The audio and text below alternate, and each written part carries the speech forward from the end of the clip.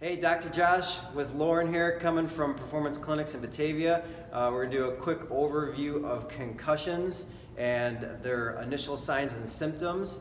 So before I turn this over to Lauren, who is the head athletic trainer at Rosary High School and is very trained and assesses a lot of the neurological situations in this clinic, I want to go over first and foremost what a concussion is. A concussion is a mild traumatic brain injury. What happens is that your brain in any concussion type of injury will make contact with a component or a part of the skull, and that sets off the cascade of the concussion injury. Typically, and what is popular belief is that concussions only happen when you make contact with your head versus a ball or another player or a wall or the ground.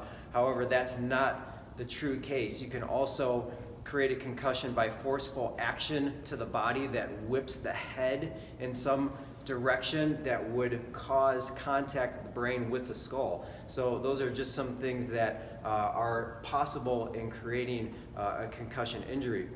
So I'm going to turn it over to Lauren here right now, and she's going to explain some of the initial signs and symptoms that you may see, or some of the initial signs and symptoms that could manifest over the first couple of days of acquiring a concussion type of injury.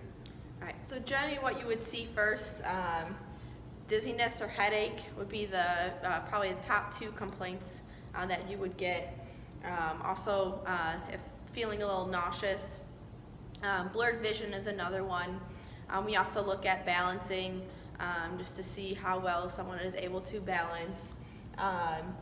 Any trouble with speaking, so if there's any slurred speech, we also take that into consideration.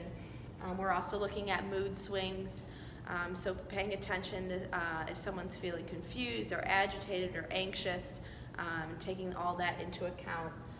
Disrupted sleep patterns is another one that you might see, so whether that's sleeping too much or waking up often in the middle of the night and not getting a full night's sleep.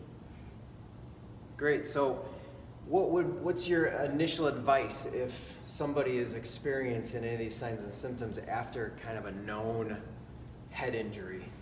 So best would be to seek out a medical professional. Athletic trainers are very knowledgeable in managing and assessing concussions. If you don't know an athletic trainer, getting to the doctor to have your concussion looked at would be best.